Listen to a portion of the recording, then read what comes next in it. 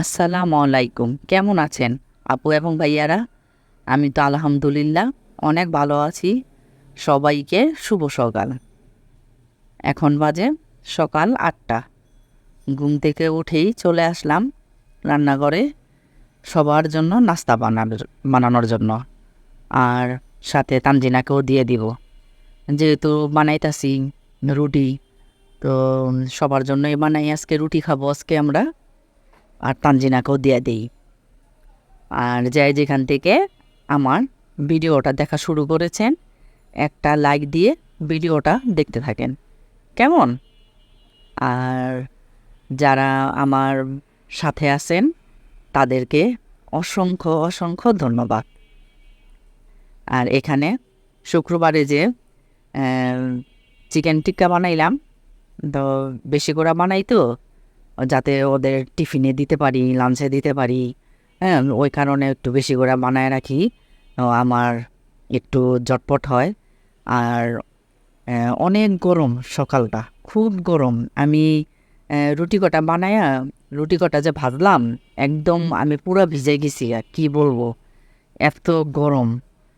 আসলে বাংলাদেশের বর্তমানের যে আবহাওয়া পরিস্থিতি, রান্না বাড়া করে খাওয়াটা এখন অনেক মুশকিল হয়ে গেছে গা। হ্যাঁ, যাই হোক, তারপরও এম, যতই মুশকিল হোক, রান্নার কাজটা তো আমাদের করতেই হবে, আমরা যারা মায়েরা আছি, গৃহিণীরা আছি। আর এই যে দেখো, সব সব রুটিন তো আমার ভাজা হয়ে গেছে। টিকা 3টা ভাজলাম। আর তোমার তানজিনার লাঞ্চ বক্সে দিয়ে দিতাছি। আর এমনি তোমার মনে করো যে যদি একটু শশা খাইতে দিই, খাবে না, শশা খাইতে চায় না, শশা খায় না। না খাক, আমি আর আমার আর কি করার আছে। যেভাবে যেভাবে পছন্দ করে ওর জন্য ওইভাবেই টিফিনের বক্স আমি সাজাই দিই। তারপর চা বসাই দিলাম। তো এখন আজকে আবার আম, ঘরে বিস্কুট নাই। রাত্রে মনে হয়েছে কয়টার দিকে, 11টার দিকে মনে হয়েছে, কিন্তু রাত্রেবেলা কে যাবে বিস্কুটের জন্য।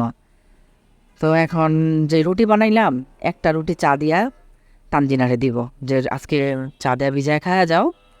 আর রুটি এই দিয়ে দিলাম লাঞ্চের জন্য। তো তোমার মনে করো যে সকালে আজকে উঠলামই যখন, হ্যাঁ, তো একবারই চাও রান্না করে ফেলাইলাম, যেহেতু নাস্তা বানাইলাম তাই।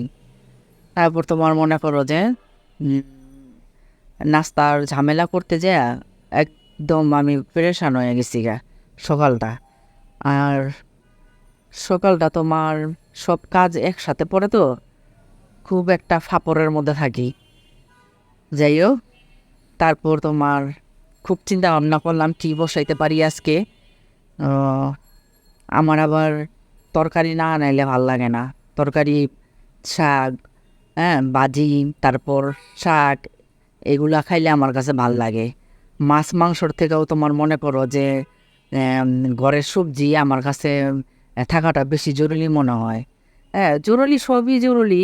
তাহলে আমি একা খাইলে তো আর হয় না। তাফসির, তানজিনা, ওদের জন্য আহ, মুরগি, মাংস তো রাখতেই হয় ফ্রিজে, সবারটাই রাখতে হয়। যার যার এক একটা পছন্দ থাকে না। যেমন আমার কাছে তরকারিটাই ভাল লাগে। আর এখানে দেখো অনেকক্ষণ পেঁয়াজটা তোমার পানি দিয়া, হ্যাঁ, একদম পেঁয়াজটা গালায় নিলাম সুন্দর করে। তারপর আলু দিয়া কষায়া শিং মাছ দিয়ে দিলাম। আর তাফসির গেছে স্কুলে, তাফসির তো আসলে শিং মাছের তরকারি খাবে না। ওই কারণে কি করলাম, তাফসিরের জন্য আবার অল্প, বেশি না, 7-8 টুকরা মাংস হবে, ছোটো ছোটো। তাফসিরে পেঁয়াজ ব্লেন্ডার কইরা রান্না করতেছি, কারণ ব্রয়লার মুরগি তো। তো পেঁয়াজ, কাটা পেঁয়াজ দিয়ে করলে অনেক সময় লেগে যাবে। একটুখানি মাংস এত সময় দিয়া কেন আমি রান্না করতে যাব, তাই না? সময় তো আমার একটা মূল্য আছে। ওই কারণে আমি ব্লেন্ডার করে নিলাম, যাতে তাড়াতাড়ি হয়ে যায়। আর এখানে কাঁচামরিচ দিলাম, একটু পানি দিলাম, আর পরিমাণ মতন জিরার গুঁড়া দিয়া দিলাম। আর এই তাফসিরের তরকারি তো সেম, জিরার গুঁড়া দিয়া দিলাম। এই যে দেখো, একদম সুন্দর তেল উঠে গেছে। এখন তোমার অল্প, বেশি না, অল্প পানি দিলাম, কারণ বেশি ঝোল ঝোল রাখতে চাইতাছি না।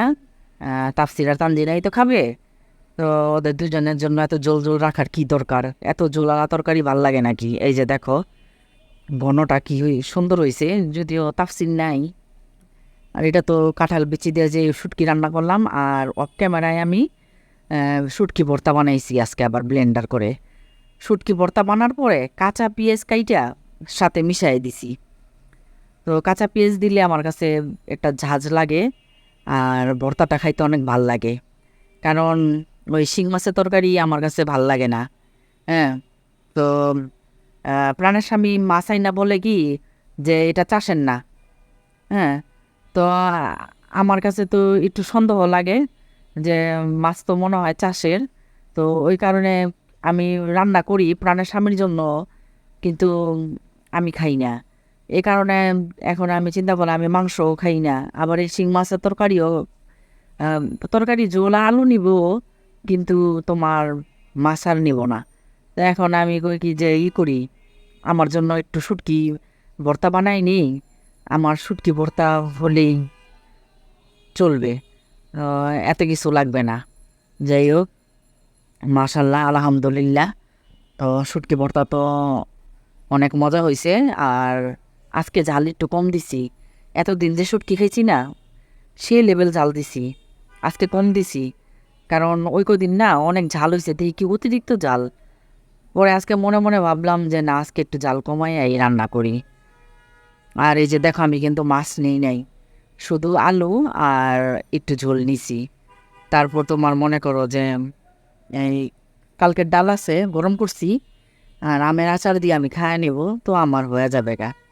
তারপর আম, আজকে তানজিনা নিয়ে আসলো, তানজিনার জন্য আজকে তানজিনাই নিয়ে আসলো ওই ওর সকালের বিস্কুট, তারপর পাউরুটি, ডিম, তারপর এই কফির প্যাকেটগুলা ওর অফিসের জন্য। অফিসে দুপুরে ভাত খায়, 3টার দিকে চা খায়। তো তোমার মনে করো যে ওখানে দুধও কিনা রাখে ওরা সবাই মিলা। তো দুধের সাথে তোমার গরম পানি দেয়, গরম পানি দেওয়ার পরে এই কফির 1 প্যাকেট দিয়া দেয়। সারাদিন কাজ করে, দুপুরে খাওয়ার পরে 1 কাপ চা আসলে যারা কাজে কর্মে থাকে ওদের লাগে, আমাদের বাসায় তো খাইতে থাকে, বাসায় তো 4বার 5বার খাইতে থাকে। আর এখানে নিয়ে আসলো অরেঞ্জ জেলি, আর তোমার মনে করো যে এই একটা কি বলে এটা শর্মা, আর এই যে একটা নিউ মার্কেটের খাবার এটা নিয়ে আসছে, কি নাম জানি না, হটডগের মতন। যদি বিশ্বাস করো ফালাই দিছি, দাম দিছে 180 টাকা না 90 টাকা, কেউ খাইতে পারি নাই। পাউরুটিটা এত গন্ধ। তো তোমাদেরকে একটা সত্যি রিভিউ দিলাম, তোমরা যারা নিউ মার্কেটে, গাউসিয়া মার্কেটে যারা শপিং করতে যাও না, এইসব খাবারগুলা খাইবা না, কিনবা না, একদম বাজে গন্ধ। পুরাটাই আমরা ফালাই দিছি, খাইতে পারি না এটা, যদি বিশ্বাস করো। 180 টাকা দাম কম কথা, আর কয়টা টাকা বললেই 200 টাকা বললেই তোমার 300 টাকায় একটা মুরগি এসা পড়তো। এর জন্য আমি বাইরের খাবার একদম পছন্দ করি না। যতই কষ্ট হোক, আমি ছেলে মেয়েরে আমি বাসায় বানায় খাওয়াই।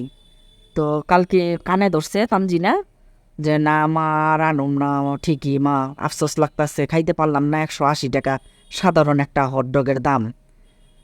তারপর এখন প্রায় মনে হয় কয়টা জানি বাজে, 10টা হইতে পারে।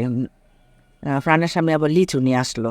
তো বছরের প্রথম লিচু তো, একটু ভিডিও করে রাখলাম। আর লিচু তো অনেক ময়লা থাকে, অনেক ময়লা থাকে। তো আমি তো একজন ইউটিউবার, আমার কাজ হতেছে তোমাদেরকে শিখানো, তাই আমি এই তোমাদেরকে দেখাইতাছি যে আমি কিন্তু লিচু কিন্তু ধুয়া নেই। আমি কিন্তু রান্না করে সিঙ্কের মধ্যেই ধুতে পারতাম, কিন্তু ভিডিও করার জন্য আবার ওইখানে যাব, তো এখানে বসছি যখন পানি নিয়ে আইসা, তো এখানে ধুয়ে ধুয়া রাখতাছি। আর তোমার মনে করো যে এই একটু ডাটাটা সহ কাটবা, তাহলে তুমি ছিলা খাইতে পারবা। আর ডাটাটা যদি সহ না কাটো তাহলে কিন্তু এই লিচুটা ছিলা যায় না। তো এটাই আর কি তোমাদেরকে দেখাইলাম। আর তানজিরা একটা ছিলতাছে বলে আম্মু পোকা নাকি, আমি বলি, দাঁড়া দেখে নি, পোকা পোকা দেখা খা। আসলে ওই লিচুর মধ্যে পোকা হয়, তাই না? যাই হোক, লিচু খাইতে খাইতে আজকে আমরা বিদায় নিয়ে নিই। আল্লাহ হাফিজ। ভালো থাকো, সুস্থ থাকো। কেমন?